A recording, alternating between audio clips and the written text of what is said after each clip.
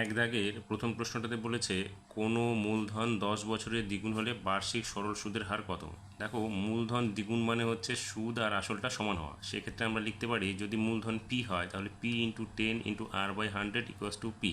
আমাদের যেহেতু বার্ষিক সরল সুদ হার বের করতে বলেছে তাহলে আরটা হচ্ছে বার্ষিক সরল সুদের হার। তাহলে এখান থেকে দেখো আমাদের পি সরে যাবে, তাহলে এখানে 10 দিয়ে এটাকে কাটতে নিচে 10 হবে, অর্থাৎ R/10 ইকুয়ালস টু 1 বা R ইকুয়ালস টু 10। তাহলে বার্ষিক শতকরা সুদের হার কত হলো? 10%। অপশন হবে বি নাম্বার।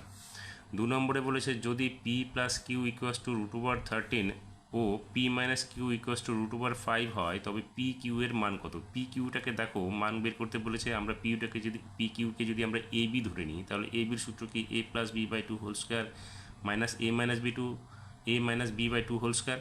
তাহলে সেই আকারে আমরা সেখানে মানটা বের করব। তাহলে এখানে P plus Q by 2 whole square minus P minus Q by 2 whole square, এখানে মানগুলো আমরা বসিয়ে দেবো। বসিয়ে দিলে দেখো এখানে কী বেরোবে, যেহেতু স্কোয়ার আছে তাহলে এখানে 13/4 হয়ে যাবে, এখানে 5/4 হয়ে যাবে। এবার আমরা এটাকে লসাগু করবো। লসাগু করলে কী হবে? 13 মাইনাস 5/4, তাহলে বিয়োগ করে হবে 8/4, কাটলে কত হবে? 2। অর্থাৎ পি কিউর মান কত বেরোলো? 2।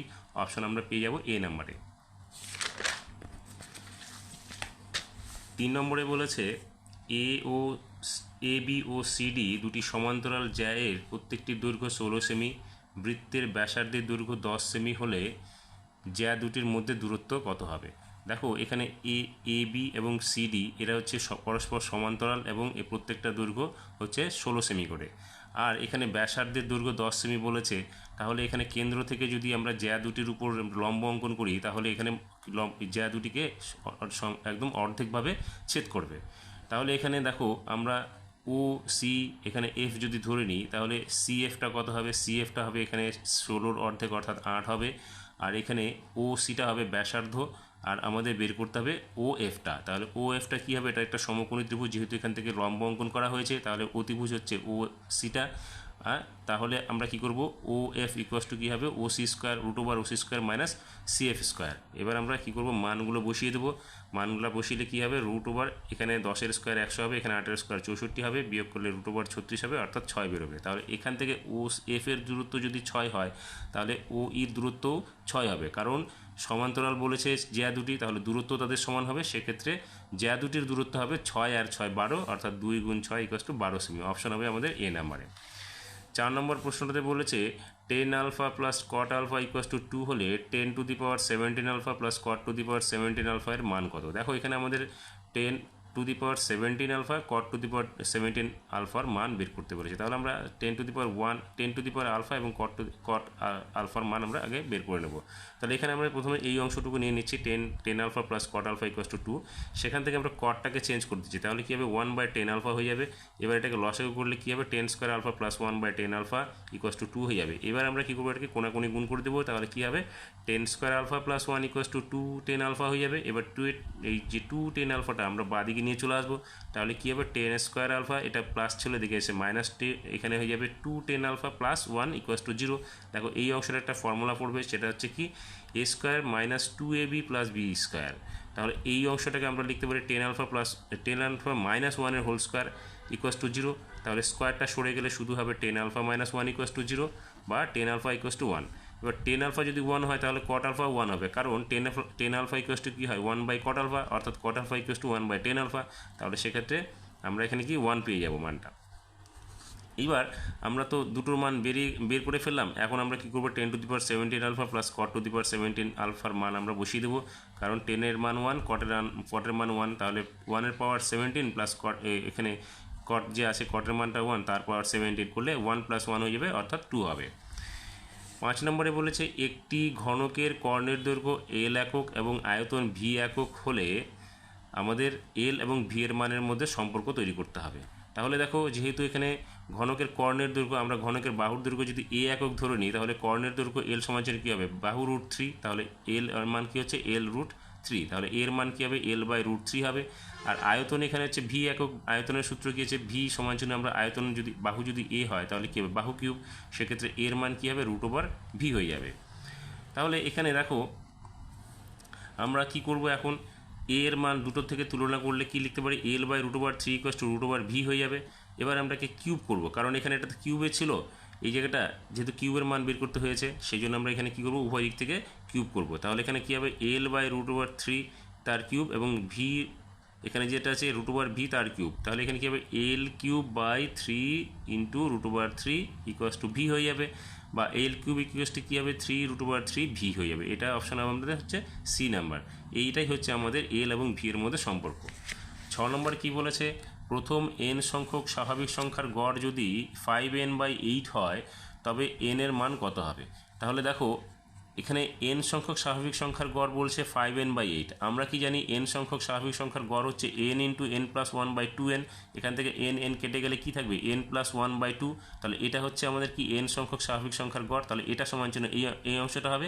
তাহলে আমরা লিখতে পারি প্রশ্ন অনুসারে n+1/2 = 5n/8। এবার আমরা এটাকে কোণাকুণি যদি গুণ করে দিই তাহলে কী হবে, 5 × 10n, এখানে হবে 8n + 1 হয়ে যাবে। এবার এই 8nটাকে আমরা বাদিকে নিয়ে চলে আসবো, তাহলে কী হবে 10n - 8n = 8 হয়ে যাবে। এবার এই 10n থেকে 8n বাদ দিলে 2n = 4, বা n এর মান কত হবে, 4 হবে। তাহলে 2n এর মান হচ্ছে 8 আর n এর মান হচ্ছে আমাদের 4। যেহেতু n এর মানটা বের করতে বলেছে তাহলে অপশান আমরা পেয়ে যাবো এ নাম্বারে। এবার শূন্যস্থান পূরণের 2 নম্বরে 2 দাগের প্রথম অংশটা বলেছে অংশীদারি কারবার কত ধরনের হবে। দেখো অংশীদারি কারবার এখানে হবে 2 ধরনের, একটা হচ্ছে সরল এবং একটা হচ্ছে মিশ্র।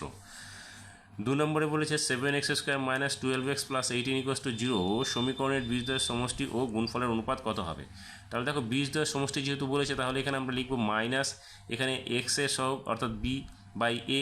তাহলে এখানে মাইনাস, এখানে b এর মান কত, -12। তাহলে -12/a, এর মান কত 7 = কত হবে, মাইনাসে মাইনাসে প্লাস হয়ে যাবে অর্থাৎ 12/7 হবে। আবার বীজদ্বয়ের গুণফল তাহলে কী হবে, c/a হবে। তাহলে c এর মান কত 18, বা এখানে কী হবে 7 হবে এর মান, তাহলে 18/7। এবার অনুপাত করলে কী হবে, দেখো 12:7 বা 12/7 = 18/7। তাহলে 7 7 দুই দিক থেকে সরে গেল, তাহলে থাকবে কি 12:18। তাহলে কাটলে দেখো এটা 2:3 হয়ে যাবে। তাহলে শূন্যস্থান আমরা এখানে লিখব 2:3। 3 নম্বরে বলেছে 63 ডিগ্রি 35 মিনিট 15 সেকেন্ড পরিমাপের কোণটির সম্পূরক কোণের মান, অর্থাৎ সম্পূরক কোণের মান কত হবে সেটা আমাদের বের করতে হবে। সম্পূরক দুটো কোণের সমষ্টি হচ্ছে 180 ডিগ্রি হয়। তাহলে আমরা কী করবো, 180 ডিগ্রি থেকে এটাকে বাদ দিয়ে দেবো। তাহলে 180 ডিগ্রি - 63 ডিগ্রি 35 মিনিট 15 সেকেন্ড।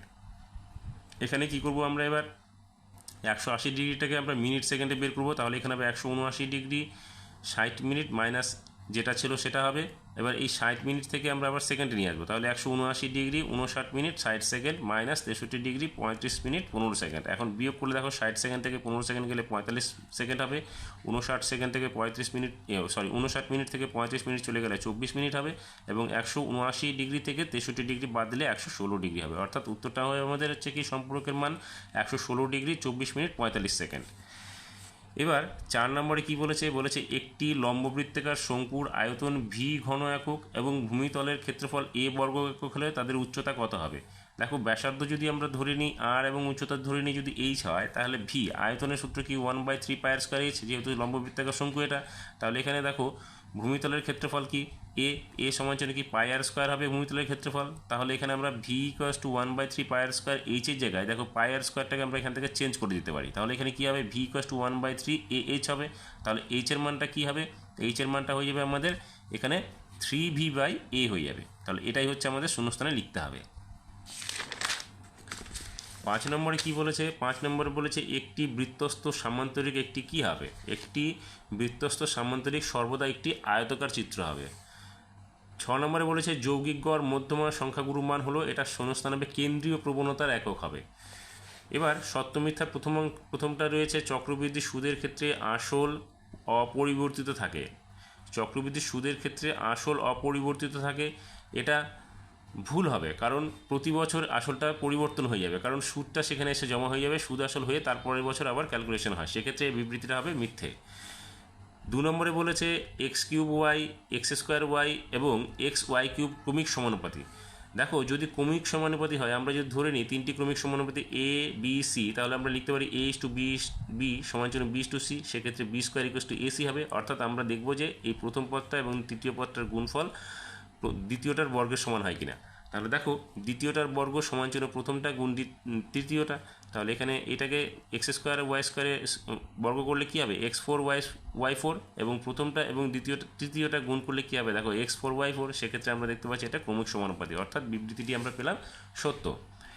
3 নম্বরে বলেছে একটি লম্ববৃত্তাকার চোঙের ব্যাসার্ধের দৈর্ঘ্য r/2 একক এবং উচ্চতা 2h একক, আয়তন হবে πr²h ঘন একক। তাহলে দেখি আমরা বিবৃতিটি সত্য না মিথ্যা।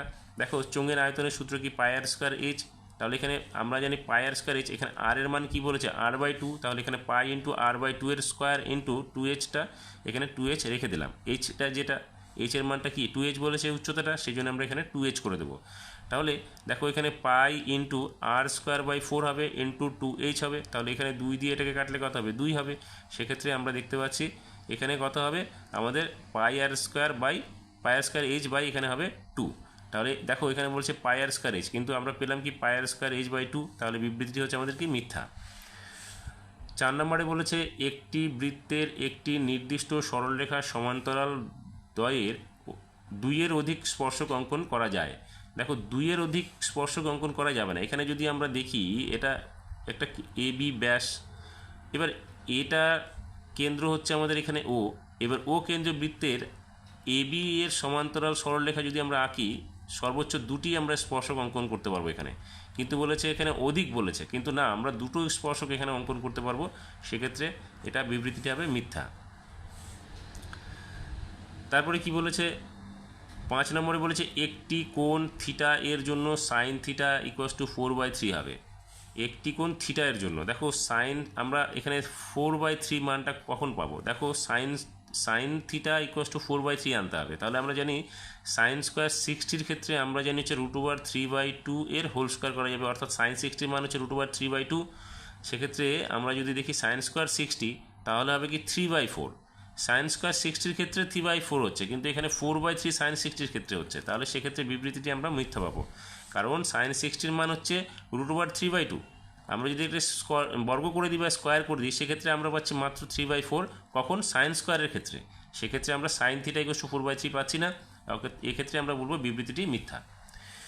6 নম্বরে বলেছে 2, 3, 9, 10, 9, 3, 9 এর সংখ্যাগুরু মান 9। দেখো সংখ্যাগুরু মান তখনই হবে যখন এই রাশিগুলোর মধ্যে সবচেয়ে সংখ্যা যে মানটার বেশি আছে, যেমন 9-এর এখানে সবথেকে বেশি আছে, তাই 9টাই হচ্ছে আমাদের এখানে সংখ্যাগুরু মান। অতএব এখানে 3টা 9 আছে, বাকি এখন দেখো দুটো 2 আছে, দুটো 3 আছে, একটা 10 আছে, একটা 2 আছে, তাহলে 9টাই বেশি আছে, অতএব 9টা হচ্ছে আমাদের সংখ্যাগুরু মান। সেক্ষেত্রে বিবৃতিটি সত্য।